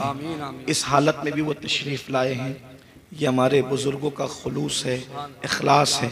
दुरूद शरीफ एक बार पढ़े, मैं गुफ्तगू आगे बढ़ाता हूँ। रब्बे सल्ले व सल्लिम दाइमन अबदा अला हबीबिका खैरुल खल्क़ि कुल्लिहिम सलातु व सलामुन अलैका या जद्दल हसन वल हुसैन व अला आलिका व अस्हाबिका या जद्दल गौसस सकलैन। तो डॉक्टर बना रहे, टीचर बना रहे, इंज सब बना रहे, इनकार नहीं। बनाइए। दुनिया में डॉक्टर बनने का शौक अभी पैदा हुआ। मुसलमान उस वक्त साइंसी उलूम का इंकशाफ कर रहे थे जब लोग साइंस से नावाकिफ थे। इसका सबूत अगर देखना है तो आप कुरान की उन आयात को पढ़ करके देखें जो साइंसी उलूम का इंकशाफ करती नजर आती। इसीलिए आज जितने साइंसदान हैं, कोई ये नहीं कहता कि हम सर्च कर रहे हैं। पढ़े लिखे लोगों की तवज्जो चाहता हूं। आज कोई साइंसदान ये नहीं कहता कि हम सर्च कर रहे हैं। हर साइंसदान क्या कहता है? हम रिसर्च कर रहे हैं। तो रिसर्च का मतलब क्या है? पहले जो सर्च हो चुका, रिसर्च उसी का तो होता है। इसका मतलब साइंस आज भी ये मानने को तैयार है कि पहले किसी ने सर्च किया था, उसी की रिसर्च हम कर रहे हैं। तवज्जो फरमाएं। तो ये सर्च किसने किया? ये सर्च किसने किया? आप कुरान उठाकर देखें ना, तो पता चलेगा मां के पेट में बच्चा कब किस वक्त किस शक्ल का होता है। हर मजहब खामोश है। अगर कोई जवाब दे रहा है वो इस्लाम है और सिर्फ इस्लाम है। सुभान अल्लाह। सुभान। आप देखें ना, ये जो सर्च पेश है, आज लोग रिसर्च कर रहे हैं। सर्च तो हमने किया है, तलाश तो हमने किया है। अल्लाह अकबर। इसी तरीके से फिरौन की मम्मी के बारे में, उसकी लाश जो म्यूजियम में पड़ी हुई है, उसके बारे में जब पीएम किया गया तो डॉक्टर और साइंसदान इस नतीजे पे पहुंचे कि ये समुंदर में डूब करके मरा है। ये रिपोर्ट थी उसके पीएम की। लेकिन सोचा कि आखिर ये डूब के मरा, समुंदर में डूबने वाला बाहर कैसे निकल सकता है? सारे मज़ाहिब की किताब खामोश थी। इस्लाम ने कहा, कुरान ने कहा कि हमने तेरी लाश को इसलिए बचाया ताकि हम तुझे लोगों के लिए इबरत बना दें। देखो कुरान बोलता नजर आया। मेरे भाइयों, ईमान की, इस्लाम की अजमत को समझो। हमें वादहू ला शरीक, खुदाए हक, माबूदे पर हक का पता मुस्तफा जाने रहमत ने बताया। वरना कहीं तो हजरत ईसा की इबादत हो रही है, कहीं तो हजरत मरियम की इबादत हो रही है, कहीं तो हजरत उज़ैर की इबादत हो रही है, कहीं तो चांद की इबादत हो रही है, कहीं तो सूरज की इबादत हो रही है, कहीं तो गोबर और मिट्टी की इबादत हो रही है, कहीं तो दरख्त और दरिया की इबादत हो रही है। अरे तुम कितने खुशनसीब हो कि तुम्हें वो खुदा मिला है। वो और लोग हैं दुनिया के अंदर जो खुदा को बनाकर पूजते हैं। लोगों का खुदा वो है जो लोग बनाते हैं। मुसलमानों का खुदा वो है जिसने कुन कहकर कायनात को जिंदाबाद जिंदाबाद। नारे तकबीर, नारे रिसालत। लोगों का खुदा वो है जिसकी तस्वीर बनती है। मुसलमानों का खुदा वो है जो तस्वुर में भी नहीं आता। औरों का खुदा तस्वीर में आता है, हमारा खुदा तस्वुर में भी नहीं आता। हमारा खुदा इतना बुलंद है, अरे जो तस्वुर में नहीं आता वो हमारा खुदा है। अल्लाह अकबर। और फिर लोग अजमत का अंदाजा क्या लगाएं जब मुहम्मदुर रसूलुल्लाह उसके बनाए हुए बंदे की अजमत की हकीकत को लोग न जान सके। जब उसका बंदा इतना बेमिसाल है तो वो खुदा कितना बेमिसाल। बात है, जिंदाबाद जिंदाबाद। ईमान की अहमियत को समझो, कौन सा मजहब हमें नसीब हुआ है। इसीलिए आज हम ईमान की, मुसलमान ईमान की अहमियत नहीं समझ पा रहा है, मुनकिरीन इस्लाम अहमियत समझ गए। इसीलिए वो ईमान छीनना, वो जानते हैं जब तक इनके पास ईमान रहेगा इनको ज़ेर नहीं किया जा सकता, इनको तबाह नहीं किया जा सकता, इनको बर्बाद नहीं किया जा सकता। छीन लो इनसे ईमान, चलेगा। इनके पास टोपियां रहे चलेगा, इनके पास मदरसे रहे चलेगा, इनके पास स्कूल रहे चलेगा, इनके पास जो वो सर्टिफिकेट रहे चलेगा, इनके पास ईमान नहीं रहना चाहिए। इसलिए ईमान छीनने के लिए मंसूबे बन रहे हैं, अलग अलग मंसूबे, दाखिली मंसूबे, खारजी मंसूबे। बहुत खतरनाक चैलेंजेस का हमें सामना है। और आप आज हमें बच्चा डॉक्टर बने, इंजीनियर बने, ताजिर बने, उसका मुस्तकबिल सुधर जाए, सबको फिक्र है। अगर फिक्र नहीं है, ईमान की फिक्र नहीं है। नबियों की फिक्र क्या थी? अच्छा कुछ तो इतने देर होशियार है, कहते हैं मौलाना हमारे बच्चे थोड़ी बिगड़ेंगे। और तू कौन सा दीन पर है जो तेरे बच्चे दीन पर कायम रहेंगे? किस बिगड़ने की, सुधरने की बात करते हो? जिस कौम को कलेमा पढ़ना नहीं आता है। हमारे बुजुर्गों ने कहा कि निकाह की महफिल में जाओ तो कलेमा पढ़ाओ तो नहीं पढ़ पाते, तो जो शादी की खुशी के मौके पर काजी के पढ़ाने पे कलेमा नहीं पढ़ पाते, वो मौत के इस्तिराब में क्या कलेमा पढ़ पाएंगे? हैं? बताए ना। आप किस ईमान की बात करते हैं? आप किस ईमान और अकीदे की बात करते हैं? भाइयों मेरी कौम को कलेमा नहीं आता है। उन्होंने गाने तो हिफ्ज कर रखे हैं, कुरान की कितनी आयतें हिफ्ज है, जरा अपने आप में डूब कर सोचो। मैं कोई डांट पीटने नहीं आया, आपको कोसने नहीं आया, लेकिन ये महफिलें एहतिसाब की महफिलें, ये महफिलें जन्नत बांटने की महफिलें नहीं है। मैं इसका कायल नहीं हूँ। इसलिए कि हम लोग फ़िक्र रज़ा के वारिस, फ़िक्र रज़ा हमारी मुहाफिज, हम वो लोग नहीं हैं ये कहा इसको देखो उसको देखो जन्नत मिलेगी। मैं इसका सख्त मुखालिफ हूँ। जो कौम गुस्ले जनाबत से ना वाकिफ हो, तुम इसको क्या जन्नत बांट रहे हो, बेवकूफ़ बनाते हो। अल्लाह को हमें मुंह नहीं दिखाना है, खुदा को क्या मुंह दिखाओगे? बताओ तो सही। जब वो सुन लेंगे कि मुफ्ती इस्माइल साहब के चेहरे को देख के जन्नत मिलती है, अमीनुल कादरी के चेहरे को देख के जन्नत मिलती है, मुफ्ती जलीस साहब के चेहरे को देख के जन्नत मिलती है, बेवकूफ़ है फिर वो फजर में उठेंगे? बेवकूफ़ है वो फजर में उठेंगे? नहीं मेरे भाई, हमें अपनी कौम पे इतना जुल्म नहीं करना चाहिए। जो कौम कलेमा याद ना रखे वो कौम कैसे जन्नत में जाएगी? कुछ लोग हमसे लड़ते हैं कि तू लोगों को मायूस करता। मैंने कहा मैं मायूस नहीं करता। हम कैसे मायूस कर सकते हैं? हमारे यहाँ तो ईमान की डेफिनेशन ही है, अल ईमान व बैनल खौफ व रजा। ईमान खौफ और उम्मीद की दरमियानी कैफियत का नाम है। हम कौम को मायूस क्यों करेंगे? लेकिन जो कौम इतनी बेबाक हो चुकी हो कि बड़ी माजरत के साथ, यहाँ के हालात ऐसे नहीं होंगे लेकिन हम पूरा हिंदुस्तान घूमते हैं और बड़ी बात नहीं करते, दुनिया में भी जाते हैं हिंदुस्तान के अलावा।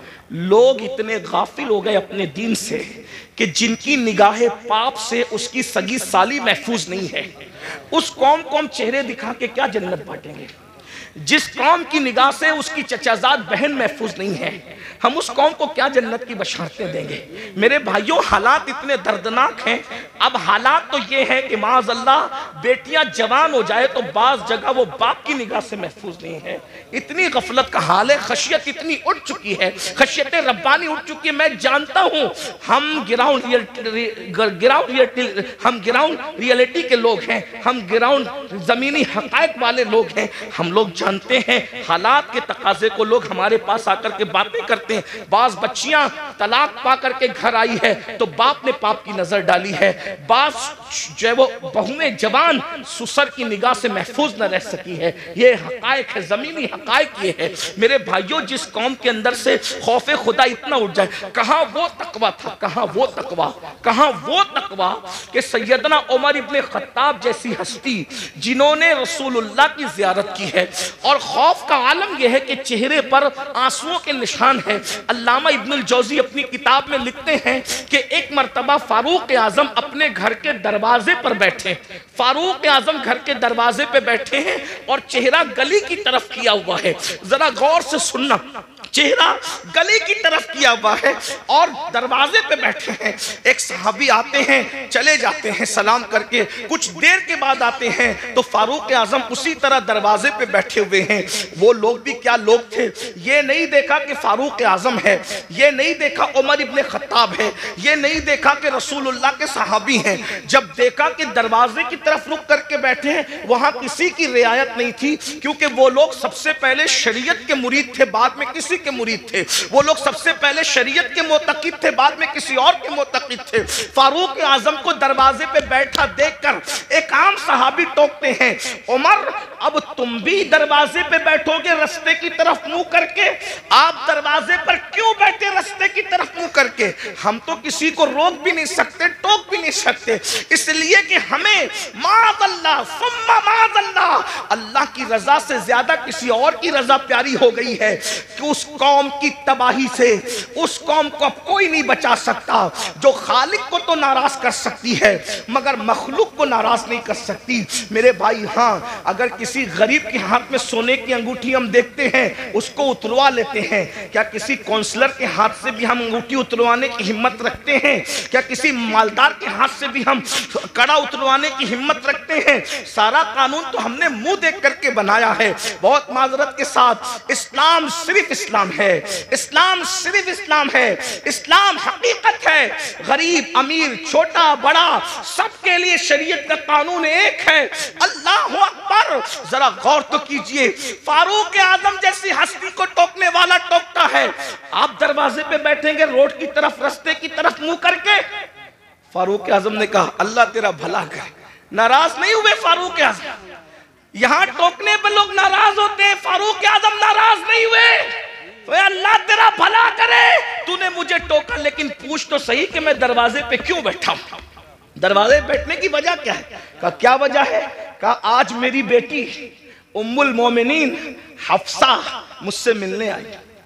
पहले तो मैं अहले इल्म की तवज्जो चाहता हूं, जो बेटी होगी वो कभी मां नहीं हो सकती, और जो मां होगी वो कभी बेटी नहीं हो सकती। लेकिन रसूलुल्लाह के निकाह में जाने की वजह से हफ्सा की शान ये हो गई थी कि वो फारूक आजम की बेटी भी थी कि उनसे पैदा हुई थी, लेकिन फारूक आजम की माँ भी थी क्योंकि रसूलुल्लाह के निकाह में थी। बेशक जहां माँ और बेटी के दोनों रिश्ते एक साथ जुड़े हैं, लेकिन फारूक आजम का तकवा देखो। फारूक आजम कहते हैं आज मेरी बेटी हफ्सा मुझसे मुलाकात के लिए आई है और मेरी बीवी अपने मैके चली गई है, तो मैं अपनी जवान बेटी के साथ अपने कमरे में अकेला रहना पसंद नहीं करता, इसलिए मैं दरवाजे की तरफ रुक करके बैठ गया हूँ अपनी बीवी के इंतजार में कि वो आए तो मैं अंदर जाऊं। वो लोग थे अल्लाह के खौफ और खशियत, जो बेटी के साथ जो माँ भी हो, उम्मुल मोमिनीन भी हो, उसके साथ तन्हाई में बैठना गवारा नहीं करते। ये वो लोग थे। और आज क्या हो रहा है, क्या कर रहे हो? इस्लाम कहां नजर आता है मुझे बताओ। वो कौम ईमान को तहफ्फुज़ कैसे दे सकती है जिसके पास ईमान की कोई अहमियत ही नहीं? आओ नबी की फिक्र देखो। कुरान ने एक नबी की मौत का जिक्र किया। पहले तो ये सुन ले कि हम अहले सुन्नत के बारे में लोग बकवास करते हैं, कहते हैं ये लोग नबी की मौत नहीं मानते। मैंने कहा झूठ है, हम अल्लाह के सिवा सबकी मौत मानते हैं।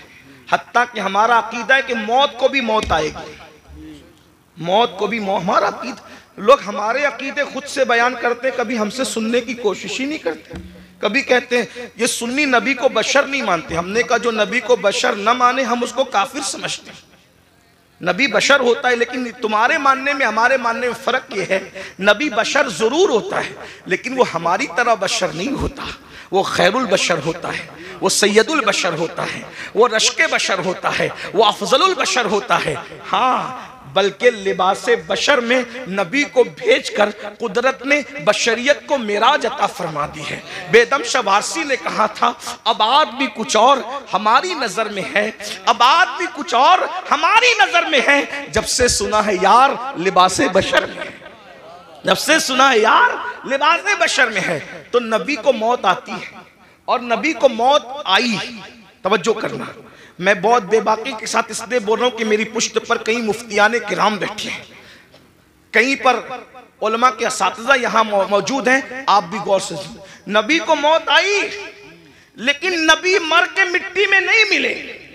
मौत आई मगर एक आन के लिए आई, जिसको अहले सुन्नत का इमाम यूं बयान करता है, अंबिया को भी अजल आनी है मगर ऐसी के फकत आनी है, फिर वही मौत के बाद उनकी हयात मिस्ल साबिक वही जिस्मानी है, उसकी अज़वाज को जायज़ निकाह उसका तरका बटे जो फानी है, तू जिंदा है वल्लाह, तू जिंदा है वल्लाह, मेरी चश्मे आलम से छुप जाने बेशक, सुभान अल्लाह सुभान अल्लाह। एक नबी की मौत का जिक्र हो रहा है। कुरान कहता है इज़ हदरा याकूब अल मौत, सूरतुल बकरा है, अल्लाह पाक इरशाद फरमाता है और याद करो, इज़ याद करो, हदरा याकूब अल मौत। हाय हाय, कुरान बयान कर रहा है नबी की मौत को। क्या कहा? हदरा याकूब अल मौत, हदरा या मौत हाजिर हुई, मौत हाजिर हुई कहां? याकूब अलैहिस्सलाम के पास। पता चला अंबिया की बारगाह वो है जहां मौत भी हाजिर होती है, मौत भी हाजिरी देती है। हाँ, इसका मतलब ये कि तुम और तरह मरते हो, अंबिया और तरह दुनिया से तशरीफ ले जाते हैं। इद हद, देखिए हाजिर होने में और तशरीफ लाने में फर्क है। वैसे यूपी में बताने की जरूरत नहीं, यूपी के लोग बहुत पढ़े लिखे होते, उर्दू तो जानते ही हैं। अगर कोई छोटा किसी बड़े के पास आकर कहे कि मैं तशरीफ लाया, तो पढ़ा लिखा आदमी जरूर हंसेगा कि बड़ों के पास तशरीफ नहीं लाते बल्कि बड़ों के पास हाजिर होते हैं। और जब बड़ा कहेगा, जैसे मिसाल के तौर पे अगर मैं कहूं कि हजरत मुफ्ती इस्माइल साहब की बारगाह में मैं हाजिर हुआ तो सही है, लेकिन अगर ये कहूं कि मेरे पास मुफ्ती इस्माइल साहब हाजिर हुए तो गलत हो गया। बल्कि मुझे क्या कहना पड़ेगा? हजरत मुफ्ती इस्माइल साहब तशरीफ लाए। बात समझ में आती है? अब कुरान क्या कह रहे? हदरा याकूब अल मौत, मौत हाजिर हुई याकूब के पास। तो पता चला याकूब बड़े हैं अलैहिस्सलाम, और मर्तबा मौत, यहाँ मौत से मुराद मौत का फरिश्ता है। जी जी, ऐसी बात है, हमारे नबियों से, हमारे नबियों से रुसुल मलाइका का मर्तबा अफजल नहीं है, है ना। हमारे यहाँ पढ़ाया जाता है रुसुल मलाइका से अंबियाए किराम और रुसुलान निज़ाम जो इंसानों में है वो अफजल है। ठीक, हदारा याकूब अल मौत, इससे पता चला। और फिर उसके बाद क्या कुरान कहता है? जब मौत हाजिर हुई तो कुरान कहता है हजरत याकूब अलैहिस्सलाम ने अपने बच्चों को, पोतों को, बेटों को, सबको जमा किया और क्या कहा? इज़ क़ाल लिबनी मा ताबुदून मिन बादी, कि तुम मेरे बाद किसकी इबादत करोगे? नबी को फिक्र क्या है? बेटे कैसे कैसे बेटे हैं, क्या नबी ने तरबियत नहीं की होगी? या यूसुफ अलैहिस्सलाम जैसा बेटा है? इसी तरीके से उनके और जो 11 बेटे थे, याद रखिएगा वो जो 11 बेटों का तस्करा कुरान में है, हम उनकी बेअदबी नहीं कर सकते क्योंकि वो बिगड़े हुए लोग नहीं थे। वो तो एक उनकी ऐसी लग्जिश थी जो रश्क की बुनियाद पर हो गई थी, है ना। मगर वो औलादे पैगंबर थे, उनके और उनकी औलादे याकूब अलैहिस्सलाम को फिक्र है तो ये नहीं कि मेरे बच्चे मेरे बाद खाएंगे क्या, क्योंकि रिस्क का वादा अल्लाह ने किया, अल्लाह रज़ाक है। मेरे बाद मेरे बच्चे पहनेंगे क्या? अल्लाह रब है, वो पहनाएगा भी। मेरे बाद मेरे बच्चों का क्या होगा? अरे वो सब कुछ इंतजाम कर देगा। नबी को फिक्र है दुनिया से जाते वक्त तो अपने बच्चों के ईमान की फिक्र है। उसने माता बुदूना मिन बादी, मेरे बाद तुम किसकी इबादत करोगे? तो बेटों की भी तरबियत हुई थी, पोतों की भी तरबियत हुई थी। उन्होंने क्या कहा? क़ालू नअबुदु इलाहका। अब यहाँ तौहीद बयान हो रही है, तवज्जो करना, यहीं से ईमान, अब गुफ्तगू का आगाज होता है। ईमान असल क्या है, तौहीद असल क्या है?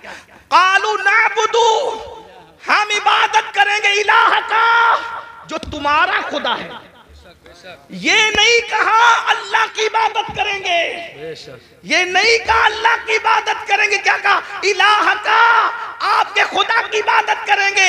वो इलाहा आबाई का, और आपके बाप दादाओं का जो खुदा है। और फिर तशरीह आ गई इस्माइला इब्राहिमा व इस्माइला व इसहाक, जो इब्राहिम का खुदा है, जो इस्माइल का खुदा है, जो इसहाक का खुदा है। तौहीद बयान हो रही है, मगर निरी बयान नहीं हो रही है, बल्कि तौहीद अल्लाह वालों के जरिए से बयान हो रही है।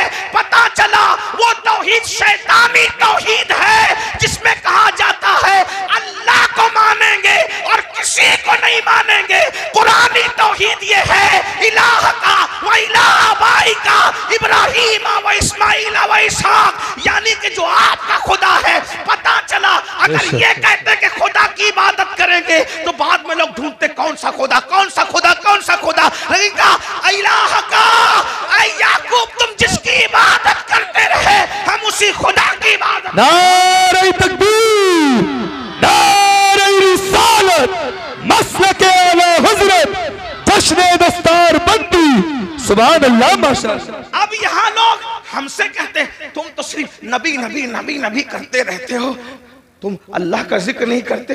मैंने कहा ये भी अल्लाह की सुन्नत है। क्या बात है? ये भी अल्लाह की सुन्नत है कि अल्लाह ने अपना तारुफ कहीं अकेले नहीं कराया, अपना तारुफ हमेशा अपने मकबूल बंदों के जरिए से कराया। सुभान अल्लाह। आइए मैं, चूंकि मदरसे की महफिल है, थोड़ी मुश्किल बात कर दूं। उलमा की बरकत से अल्लाह आपको समझा देगा, आपकी समझ में आ जाए। कुछ लोग हुजूर के पास आए और पूछने लगे कि आपका खुदा कैसा है वो बताइए। खुदा को देखने की तमन्ना थी, आपका खुदा कैसा है वो बताइए। तो वो पूछने लगे आपका खुदा मिट्टी का है, सोने का है, चांदी का है, तांबे का है? क्योंकि अब तक वो यही सब देख रहे थे ना, तो जो देख रहे थे वही दिमाग में घूम रहा था। आपका खुदा कैसा है ए मोहम्मद सल्लल्लाहु, हम इस तरह हुजूर का नाम नहीं लेते, लेकिन उन्होंने कहा तो मैं नकल कर रहा हूं। क्या कहा? ए मुसलमानों के पैगंबर, आपका खुदा मिट्टी का है, तांबे का है, पीतल का है, कैसा है आपका खुदा? तो अल्लाह ने एक सूरत पूरे कुरान में अपने लिए खास कर दी। देखो अहले सुन्नत लोग कहते हैं इनको तो नबी के सिवा कुछ नजर नहीं आता, ये शिर्क करते हैं। हमने कहा पागल हुए हो, तुम भी अंग्रेजों की पैदावार में से पैदावार हो, कुरान समझते नहीं। अगर तुमने गद्दारी ना की होती तो आज उम्मत का ये हाल ना हुआ होता। सहारनपुर वालों, सहारनपुर के आसपास वालों, बहुत बुरा किया तुमने, तुम्हें मर के अल्लाह को जवाब देना है। तौहीद के नाम पे तुमने तौहीद का गला घोटने की कोशिश की है, लेकिन कुरान की तौहीद में आपके सामने पेश कर रहा हूं। मेरी बात मुश्किल तो नहीं लगी, इतनी मुश्किल कभी नहीं करता, लेकिन चूंकि ईमान ही एक मुश्किल उन्वान है ना। तो अल्लाह के नबी से पूछा गया, मैं भी हो सकता थोड़ा सबक सुना दूं आपको, आपके हमारे उलमा को, ताकि आपको समझ में आए कि ईमान क्या है, अल्लाह क्या है, अल्लाह क्या, ये तो समझ में आए। तो अल्लाह से, अल्लाह के रसूल से पूछा, हुजूर से पूछा कि आपका अल्लाह कैसा है, मिट्टी का है, सोने का है, तांबे का है, पीतल का कैसा है? तो अल्लाह ने एक सूरत पूरी सिर्फ अपने लिए कर ली। 114 सूरतों में एक सूरत अल्लाह के लिए, हर सूरत में सबका बयान है। सूरह फातिहा इतने मज़ामीन है कि जिंदगी खत्म हो जाए मज़ामीन खत्म ना हो, यही कुरान का मौजज़ा है। तौरात के सारे मज़ामीन, इंजील के सारे मज़ामीन, ज़बूर के सारे मज़ामीन, सहीफ़ इब्राहीम और तमाम अंबिया के सहीफ़ों के सारे मज़ामीन कुरान में, और कुरान पूरा सिमट कर सूरह फातिहा में आ जाता है, और सूरह फातिहा पूरी सिमट कर बिस्मिल्लाह में आ जाती है, और बिस्मिल्लाह पूरी सिमट कर बा में आ जाती है, और बा पूरी सिमट कर बा के नुक्ते पॉइंट में आ जाती है। सुभान अल्लाह। इस्लाम ने 1450 साल पहले कहा था कि नुक्ता भी बेमाना नहीं होता, इसलिए आज साइंसदान तहकीक कर रहे हैं कि नुक्ते का मतलब क्या है, नुक्ते का मतलब। और मौला अली कहते थे वो बा का नुक्ता मैं ही हूं, बा का नुक्ता नहीं, इसीलिए सूफिया अली को नातिक़े कुरान कहते हैं, मौला अली को नातिक़े कुरान कहते हैं। हाँ, बात याद रखना, लेकिन ये भी याद रखना अली नातिक़े कुरान जरूर है, लेकिन अबू बकर सिद्दीक का मुक्तदी है। क्या बात है, वाह वाह वाह वाह, बेशक बेशक। अली नातिक़े कुरान जरूर है, लेकिन सिद्दीक अकबर का वो 2.5 साल तक कहते रहे पीछे इस इमाम के, 10 साल तक कहते रहे फारूक आजम के पीछे इस इमाम के, 12 साल उस्मान गनी के पीछे इस इमाम के। मैं सोचता हूँ पीछे खड़े रहने वाला नाती के कुरान है तो मर्तबा सिद्दीक अकबर का क्या बात है, क्या मर्तबा फारूक आजम का क्या होगा, बेशक उस्मान गनी का क्या होगा। इसी को मेरे इमाम कहते तेरे चारों हमदम है, एक जान एक दिल, अबू बकर फारूक उस्मान अली है। सिद्क को अदलो करम और हिम्मत में 4 शोरे हैं इन चारों के। ईमान के बड़े तकाजे हैं। तो बहरहाल 114 सूरतें हैं, 114 सूरतों में हर सूरत में किसी में जन्नत का जिक्र है तो जहन्नम का भी। एक बात अर्ज करूं, आप बहुत अच्छे से सुन रहे तो हिम्मत कर रहा हूं, कुरान की यही शान है। अभी हिफ्ज की गलेबंद दस्तार होगी है, साथ हाफिज बने। एक बात आपके सामने रखो, जिस किताब में साइंस बयान होता है उसमें अलजेब्रा नहीं बयान होता, और जो अलजेब्रा की किताब होती है उसके अंदर ज्योग्राफी बयान नहीं होता। जो ज्योग्राफी की किताब होती है उसके अंदर जो है वो मजहब बयान नहीं होता, और जिसमें मजहब बयान होता है उसके अंदर साइंस बयान नहीं होता, है ना। ऐसे ही अगर आप मजहब की किताब में ज्योग्राफी बयान करें तो मजमून बदलने से सारी गड़बड़ हो जाए। जैसे शायर लोग अभी नात पढ़ रहे थे, कलाम पढ़ते, अगर ये नात पढ़ते पढ़ते लका बदरुन फिल वजहिल अजमल खतहाले माजुल्फ अब्रे अजल तुरे चंदन चंद्रो परो कुंडल रहमत की भरन बरसा जाना, ये शेर पढ़ते और साथ में गालिब का ये जोड़ देते कि कल 14वीं की रात थी शब्बर रहा चर्चा तेरा, कुछ ने कहा कि चांद है कुछ ने कहा चेहरा तेरा, हम भी वहां मौजूद थे हमसे भी सब पूछा किए, हम चुप रहे हम हंस दिए मंजूर था पर्दा तेरा। कुछ लोग चप्पल उठा लेते कम बखत, कम से कम नात का तकद्दुस तो देख, कहाँ वो चेहरे बद्दुहा और कहाँ गालिब के महबूब का चेहरा, थोड़ी शर्म तो कर। मजमून बदला, गड़बड़ हुई कि नहीं? ऐसा लगा जैसे मखमल की चादर में टाट का पेवन लग गया। ऐसे ही है ना, बोलो भाई ऐसे है कि नहीं है?